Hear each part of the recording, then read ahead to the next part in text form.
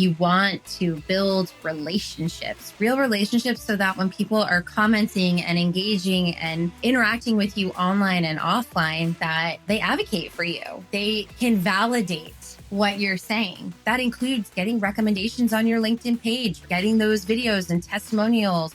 All these pieces are building that community around your brand. And we really, really, really need that now more than ever before, because AI is creating so much mistrust in the content we're seeing out there. Hey, everybody. Welcome back to Humanize Your Brand. Good to see everyone again.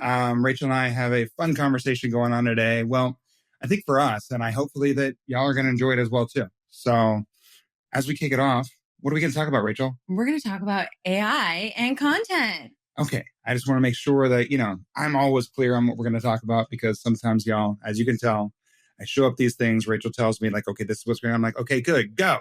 But like, I think we need to I think we need to be real for a second, because like Josh and I have had a really frustrating, tiring, the past 24 hours. No, I'm going to even say in the last hour, the camera broke, the Canon that we use. Josh luckily has a new phone. So everything had we have the new iPhone 17 Pro, Apple, kick us some money. We're literally running late because allergies, Ava was up early, Sky softball game late last night, drama of just stuff. And so I think we Rachel get that out there. Well, and then Rachel's okay, we're going to talk about AI. Yeah. And all of a sudden we have to put the light on and smile and be like, here we go. Let's talk about AI and content.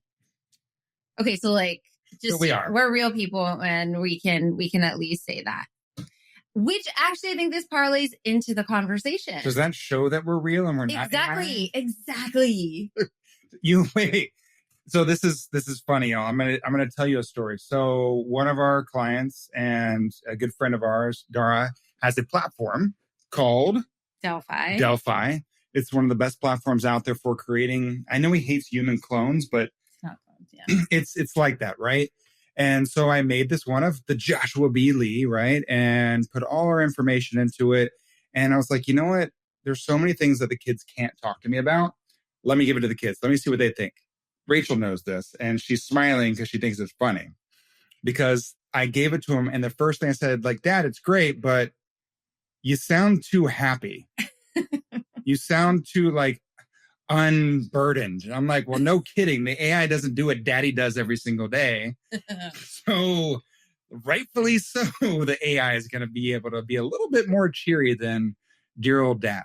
But I think that's where we're always going to have that human element, right? Because AI and Rachel, I think this is where we continue to be able to have everyone ask these questions, right? Because no one knows what AI is, what's not AI. But I think that AI is feeding off of what we are, especially on social media, right? What does everyone see on social media?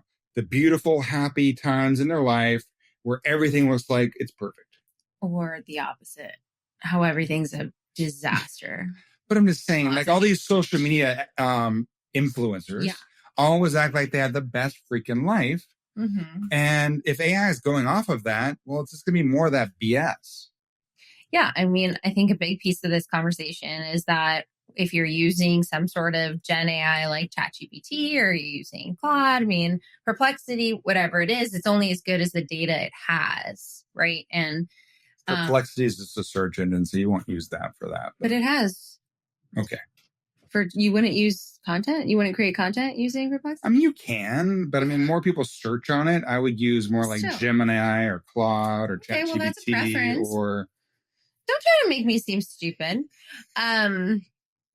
It's only, one of the big things I think around this conversation of artificial intelligence, which isn't a new conversation, by the way, it's been around for decades, is that the beast is really hungry. And because so many people are using it now to be content creators, but haven't really done the work to think about what is their voice, what's the message that they want to put out there, what's their exact subject matter expertise, what industry trends and things that they want to tap into or not, et cetera, et cetera. Because they're not doing that, they're just taking whatever comes out of it from all the prompts.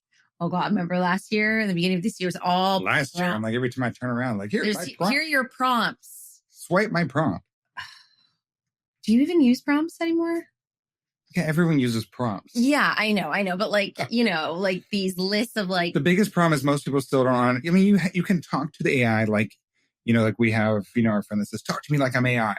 But like, seriously, it's really being able to go in and you have to be clear and precise. That's why most people get garbage back from AI, because they're actually not setting up, or it takes them 50 different prompts to get to where they're wanting. So like, yes, 100%. I want a prompt that lays out A, B, and C, and I'm looking for sub B, A, D, all this BS, right? And I mean, it's really, really important for people to be able to do that to get exactly where they're going. And I think that's why we're just going to see the same old garbage over and over again. But here's the thing, y'all. Everyone here listening, well, most of y'all, except for the scammers and the con artists and things like that, y'all, the con artists and the scammers are the ones that are spending more time, more energy, and more money into learning how to be able to use AI better than you. And I think that's what everyone has to pay attention to, because they are spending the time, energy, and effort that most of you are like, oh, cool, AI is going to do it for me. And they're like, no, I'm going to figure it out. I'm going to leverage AI to be able to take advantage. I mean, we've been using Lovable for some vibe coding.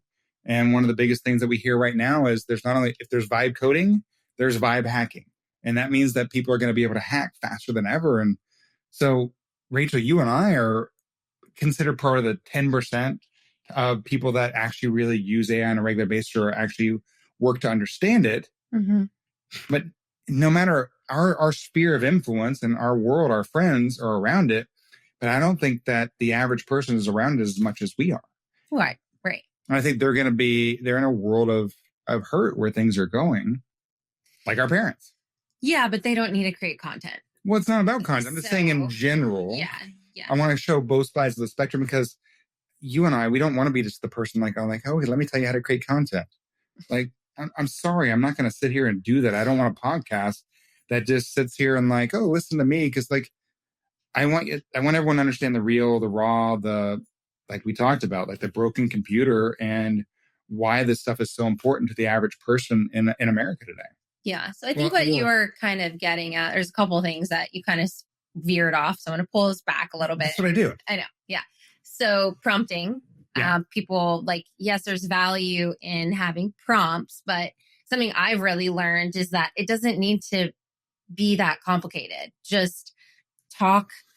Literally, I mean, Patty is here and she's like, just go on voice and just talk to it, her, him, whatever you want to call your AI.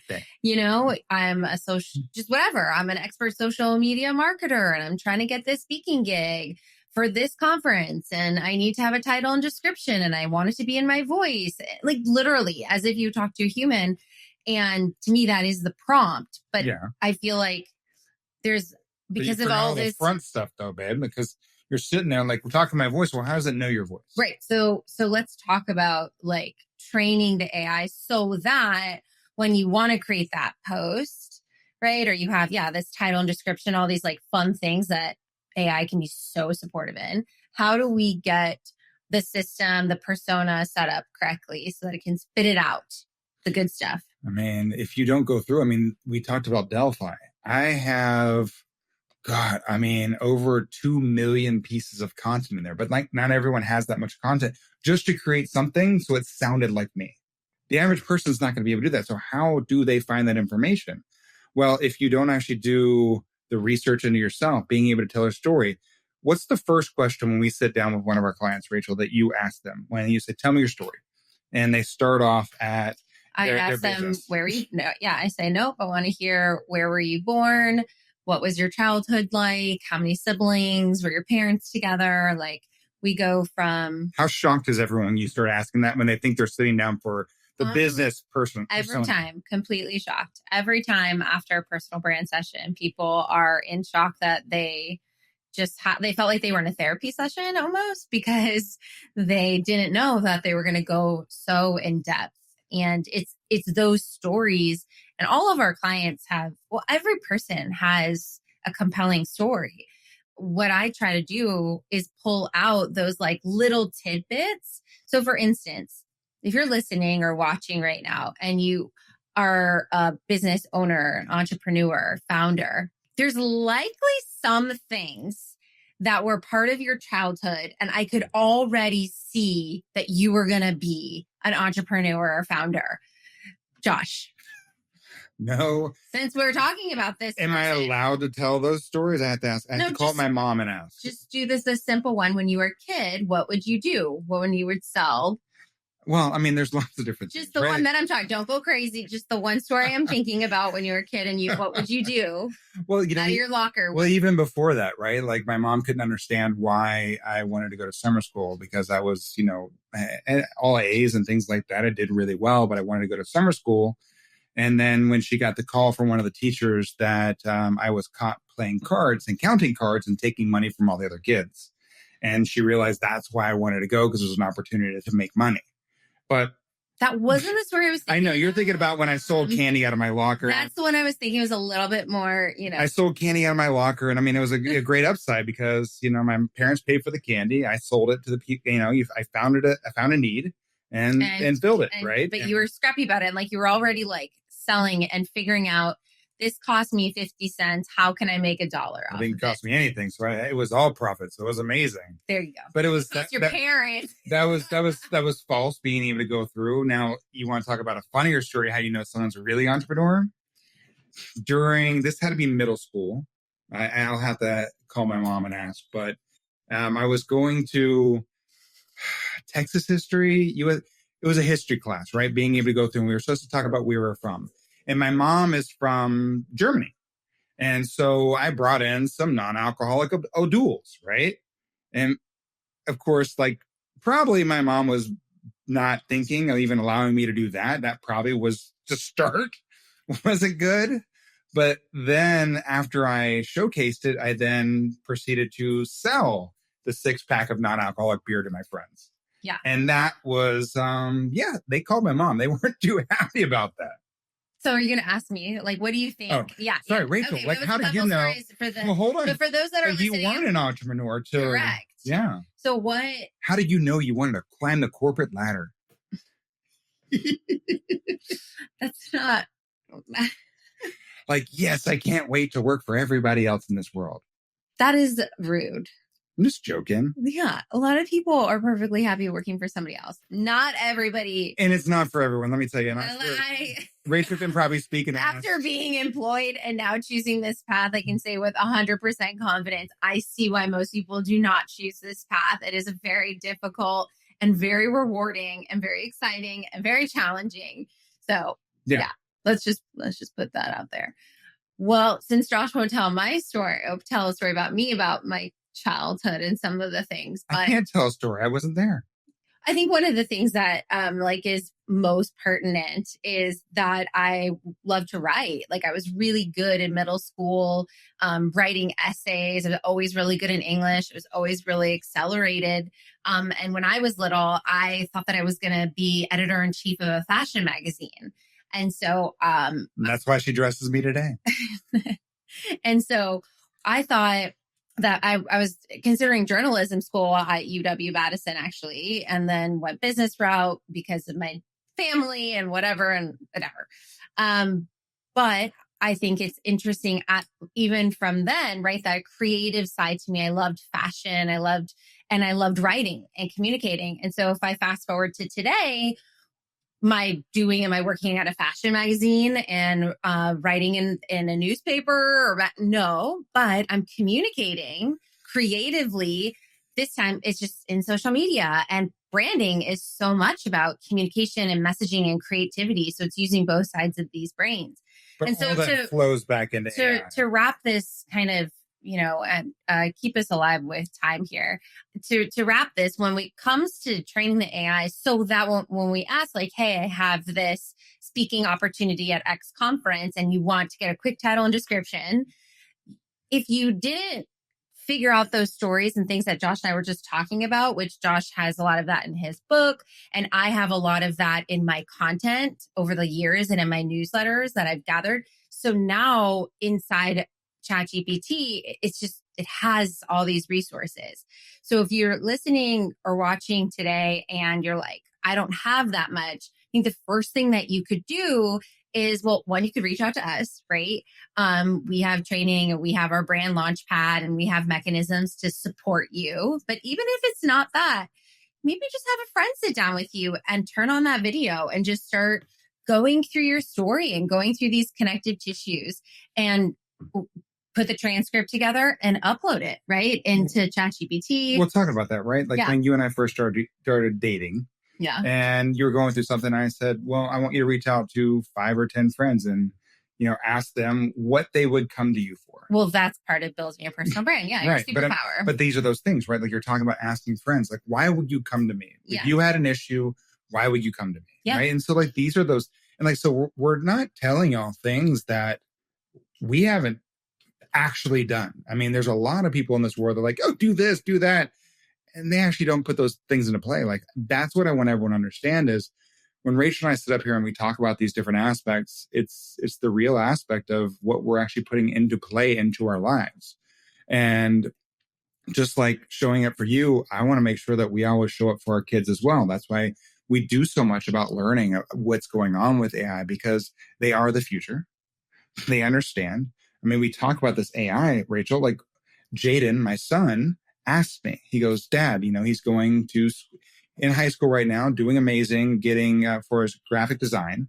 He goes, Dad, am I going to have a job when I graduate, with graphic design? I said, you will, because we're spending the time to teach you how to be the person that knows graphic design and how to use it with AI. And I think that's really important in today's world because so many people are scared they're going to be replaced. We have so many corporate giants out there right now going, I fired 20,000 people. I don't think any corporate giant is flaunting. Dude, I am telling you, I saw a couple of different stories that they were out recently. No, I know, but nobody's flaunting that. But okay. All right. But yes. Stay tuned. I'm going to find it.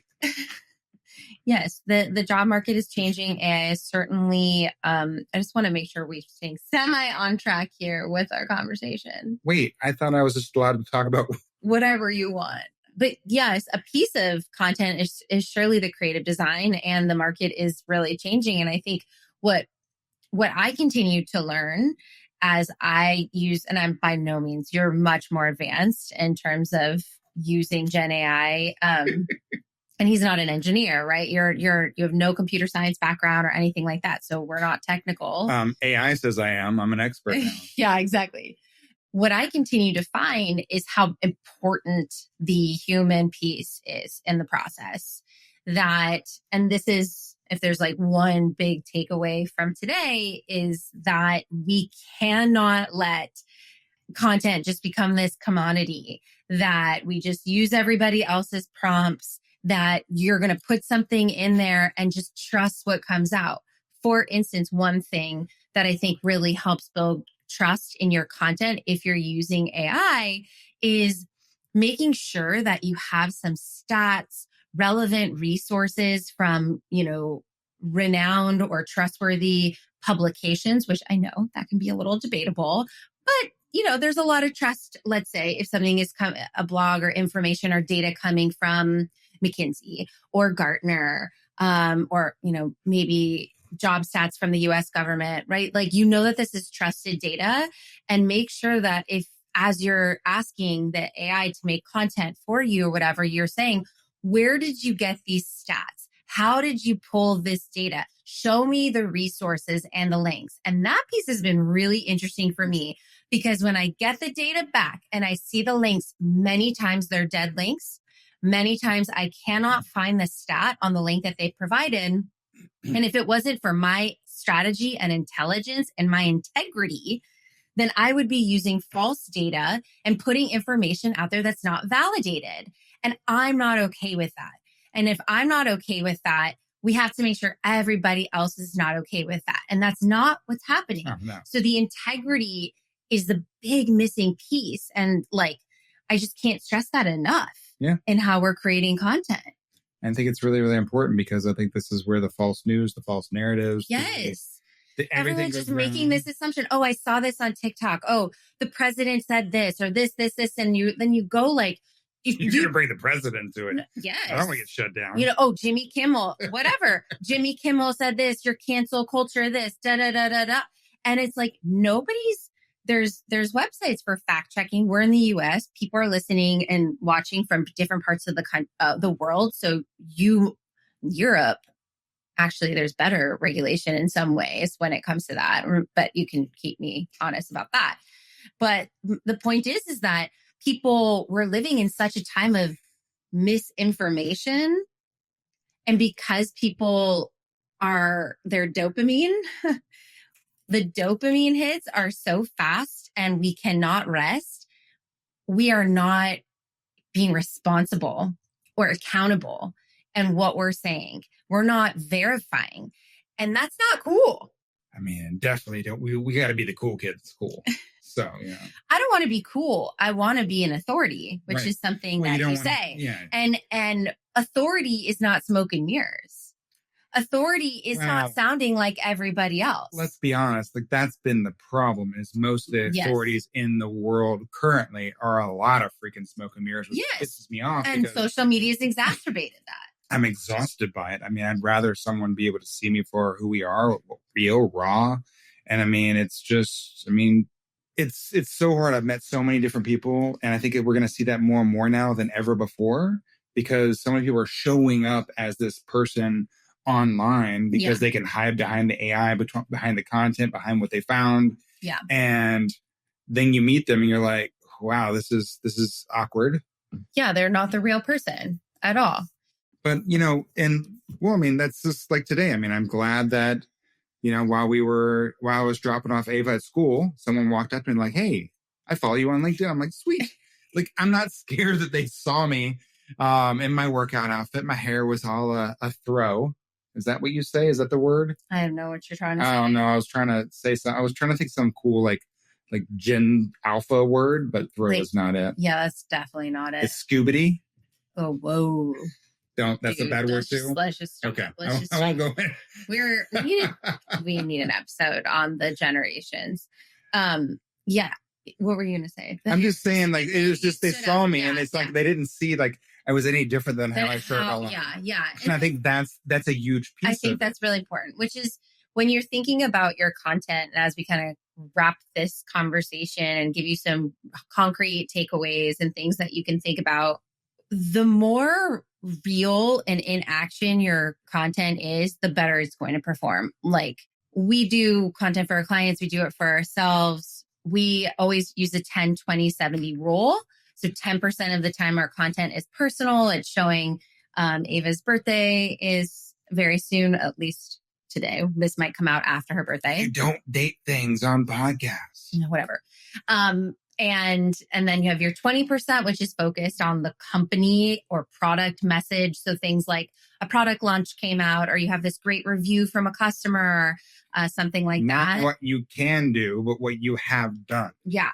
And it can be, like this podcast, when it releases, like, it's cool for us to share. That would be considered that 20%, but we're not just going to say, watch our podcast, subscribe. We're going to lead with some learning, some educational element, pull people through so that post can stand alone, even if they don't click through. That's really important, at least on LinkedIn. And then the 70% focused on value-driven industry insights. That's the difference of LinkedIn, a professional platform in front of business professionals, than really any other platform. A lot of what we try to do is keep it industry focused, on your expertise, on your content. But any platform, I mean, you can use the 10, 20, 70. Just the 70% needs to be an aggregation of value, right? Like, I don't think so. Why not? I don't. I choose to differ. Okay. I think we could actually, like Instagram. I think is. You're telling me if I'm hanging out, putting up, our wolf outside, because it's Halloween, and I'm doing a post around that, and then I talked about while I was trying to do that, I'm answering messages, but it was amazing because my wife's in there crushing it, and she closed a deal with an amazing new client. But the one thing I learned is that we have to be able to support each other on two sides, right? We always can't be both of us can't be the stars. So sometimes I've found that if I'm out here with the kids, Rachel's in the office crushing it and vice versa. That's adding value. Why can't I talk about that? That's a 10, 20, 70 on LinkedIn, on Instagram. I don't know. Yeah. Choose to. The algorithm's different. It is just a different algorithm. That's why we're not LinkedIn. That's why we're not Instagram experts. But it's just, we're even so, people experts. We should just bring an expert, I think, probably on like that. But either way, if you just give me the computer, I can just be an Instagram expert right now for everybody. It'd be great. That's true.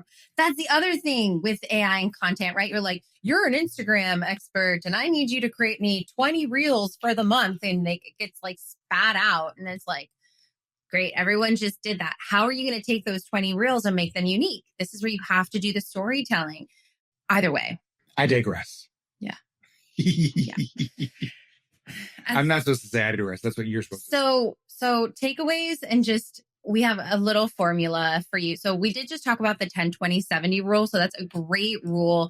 And we think it's the most valuable on LinkedIn, where the algorithm really favors educational, insight, knowledge-driven posts. But how are we actually going to help people humanize their content? And what's that humanize formula?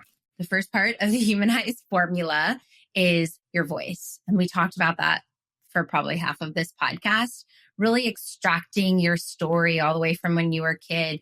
What are the things that you like and don't like? And those voice principles. Are you conversational? Are you more direct? Are you humorous or witty? Do you love Marvel and superheroes like Josh and you want to use that? Or like me and you love Lady Gaga and you want to be like dance or die and like just do the mayhem thing. Like, you got louder when you talked about Gaga. I just went to Gaga. It was so good. So your voice, you want your perspective and your story to come first. What's part 2 of the humanize formula? Well, you got to use you got to get engagement, right? Like you can use AI for speed, but I think the biggest thing that people need to understand is if you want engagement, like if you're creating content for content's sake, like you're missing the point, right? That's just, most people are too scared to be polarizing in a good way, right? You want to realize as human beings, we make decisions based on some degree of love or hate. We don't make decisions being indifferent. I think AI content tends to be indifferent. So you're just taking up space. I mean, Bill Gates years ago made the statement that content is king. I don't think that's the case anymore. You and I both know that's not the case. There's so much content there. So how do you get engagement? How do you actually build something? You have to take a stand on what you believe in, what you love, what you stand for. And that will bring the engagement because you're going to have your people that love you. And guess what? Like my buddy Jesse Elder says, you got to drink your haterade as well, too, because that's how advocates show up for you. Yeah, which the last part of the humanize formula is that community. You want to build relationships, real relationships, so that when people are commenting and engaging and interacting with you online and offline, that they advocate for you, that they can validate what you're saying, right? And so that includes getting recommendations on your LinkedIn page, right? Getting those videos and testimonials. All these pieces are building that community around your brand. And we really, really, really need that now more than ever before, because AI is creating so much mistrust in the content we're seeing out there. Yeah, I love how you said it. I mean, you talk about the recommendations, Ray. There's so many people out there that I run across all the time. They're doing amazing things. I was just at one of the best M&A conferences I've ever been to, DealCon, and the founder there doesn't have any recommendations. I wrote his first recommendation. He's been doing amazing business for 20, 30 years. And so like those are those things that I want people to understand. Like if people love you, they show up for you, they stand for you, ask them to, just to speak up for you. And that's a great way to be able to do that. Online, right? Online. Get them to comment, get them engaged in what you're doing, because that's going to really help bridge this gap, because I think it's going to get worse when it comes to content creation and right. So we have to keep that consciousness and humanity in what we're doing. Do you say humanity? So no, humanity. Because I use the Y's. Yeah. Well, so what's the takeaway? No, those are takeaways. That's the takeaway? Okay. I just want to make sure that we cover everything. That humanize formula, voice, engagement, and community. Thanks so much for watching this episode. We're excited to come back. Listen to Rachel and I go back and forth on who's right, who's wrong. And all the other fun stuff that's out there, and how our day starts the next time. Talk to y'all later. Bye. If today's episode sparked something in you, you don't have to keep it to yourself. Share it with someone who's building something with heart. And hit subscribe so you don't miss what's coming next. If you're ready to humanize your brand now and show up with soul, grab our free guide, 3 Hidden Signals, at standoutauthority.com/3, the number 3, hidden signals. We'll see you soon.